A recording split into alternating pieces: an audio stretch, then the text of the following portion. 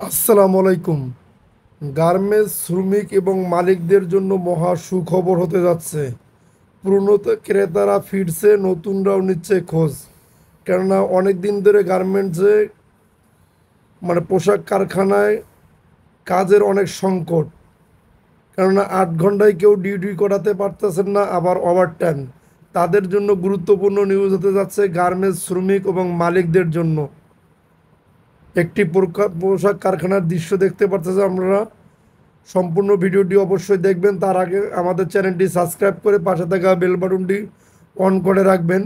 বিভিন্ন দেশের পণ্যের ওপর মার্কিন পাল্টা শুল্ক কাঠামোয় এ পর্যন্ত যতটুকু পরিবর্তন, তাতে তুলনামূলক সুবিধাজনক অবস্থানে আছে বাংলাদেশ। এর ফলে বাংলাদেশের তৈরি পোশাকের প্রতি আগ্রহ বেড়েছে মার্কিন ব্র্যান্ড ক্রেতাদের। পুরনো ব্র্যান্ড ক্রেতাদের অনেকেই ফিরছে। রপ্তানি আদেশ নেওয়ার মতো অবস্থায় আছে কিনা সেই ব্যাপারে খোঁজ খবর নিচ্ছেন নতুন ক্রেতারাও। আগামী শীতের জন্য আসা রপ্তানি আদেশের কাজ শেষ। গ্রীষ্মের জন্য রপ্তানি আদেশ আগামী মাসের মাঝামাঝি থেকে আসা শুরু হবে। এই সময়টাতে সাধারণত রপ্তানি আদেশ কম থাকে। তারপরও এবার অনেক রপ্তানি আদেশ আসছে। এগুলোর একটি উল্লেখযোগ্য অংশ ভারত সহ অন্যান্য দেশ থেকে হস্তান্তর হয়ে আসা। জানতে চাইলে ফ্লোরেন্স গ্রুপের ব্যবস্থাপনা পরিচালক মোহাম্মদ হোসেন কামাল আলম গতকাল সমকালকে বলেন, নতুন করে রপ্তানি আদেশ আসছে। 1 বছর ধরে আমার কারখানায় মার্কিন কোনো ক্রেতার কাজ ছিল না। গত 1 সপ্তাহে নতুন পুরনো অনেক ক্রেতা প্রতিষ্ঠান আলোচনা শুরু করেছে। তিনি বলেন, এরই মধ্যে 10 লাখ পিসের একটি রপ্তানি আদেশ পেয়েছেন একটি ক্রেতা প্রতিষ্ঠান থেকে। উৎপাদন সক্ষমতা থাকলে পরিমাণে আরও রপ্তানি আদেশ দেওয়ার বিষয়ে আগ্রহ দেখিয়েছে ওই ক্রেতা। প্রতিষ্ঠানটি আগে ভারত থেকে পণ্য নিত। যুক্তরাষ্ট্রের পাল্টা 50% শুল্কের কারণে ভারত থেকে রপ্তানি আদেশ প্রত্যাহার করে আনা হয়েছে বলে ক্রেতার বরাত দিয়ে জানান তিনি। মোহাম্মদ হোসেন কামাল আলম বলেন, এরকম অনেক ক্রেতা প্রতিষ্ঠান খোঁজখবর নিচ্ছে। চীন থেকেও রপ্তানি আদেশ আসছে। ভারত এবং চীনা পণ্যে অতিরিক্ত শুল্কের ফলে এরকম হওয়াটাই স্বাভাবিক। ট্রাম্প প্রশাসন বাংলাদেশের পণ্যে প্রথমে 37% এবং পরে 35% পাল্টা শুল্ক আরোপের ঘোষণা দেয়।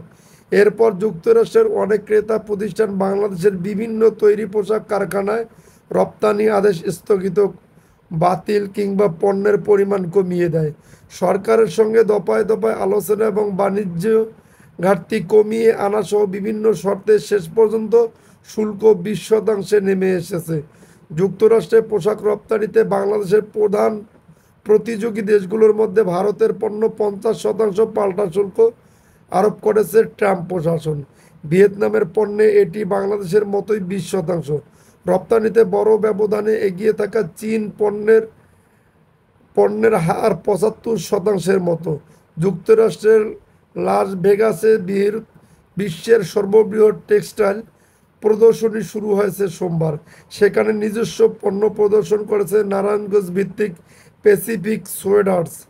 সেখান থেকে প্রতিষ্ঠানটির ব্যবস্থাপনা পরিচালক মোহাম্মদ রাশেন টেলিফোনের সমকালকে বলেন, শুল্ক কাঠামোর নতুন বাস্তবায়নে প্রদর্শনীর প্রথম দিনে অনেক ক্রেতা তার সঙ্গে রপ্তানি আদেশ নিয়ে আলোচনা করেছে। আরও অনেক ক্রেতার সঙ্গে যোগাযোগ হয়েছে। তিনি বলেন, মার্কিন একটি বড় ব্র্যান্ডের রপ্তানি আদেশের 60,000 পিস এডি শার্টের কাজ চলছিল তার কারখানায়। নতুন শুল্কের ঘোষণা আসার পর ব্র্যান্ডটি কাজ বন্ধ রাখতেই মেইল করেছিল। মাঝপথে কাজ বন্ধ রাখতে হয়েছিল। তাদের সঙ্গে আবার আলোচনা শুরু হয়েছে। রপ্তানি আদেশটি পুনর্বহাল হবে বলে আশা করা হচ্ছে। ঢাকা ভিত্তিক মার্কিন বাইং হাউস লিয়াং ফ্যাশনের মোট রপ্তানি আদেশের 99%ই যুক্তরাষ্ট্রের। প্রতিষ্ঠানটির একজন শীর্ষস্থানীয় কর্মকর্তা বলেন, শুল্ক হ্রাসের ঘোষণার দিনে মার্কিন একটি ক্রেতা প্রতিষ্ঠান 76,600 পিস লং প্যান্ট এবং শার্টের রপ্তানি আদেশের কাজ আবার শুরু করতে বলেছে। আগামী 2-1 সপ্তাহের মধ্যে উল্লেখযোগ্য পরিমাণে রপ্তানি আদেশ বাংলাদেশ আসবে বলে আশা করেন তিনি। যদি আপনাদের ভিডিওটি ভালো লেগে থাকে তাহলে অবশ্যই আমাদের চ্যানেলটি সাবস্ক্রাইব করে পাশে থাকা বেল বাটনটি অন করে রাখবেন পরবর্তী ভিডিও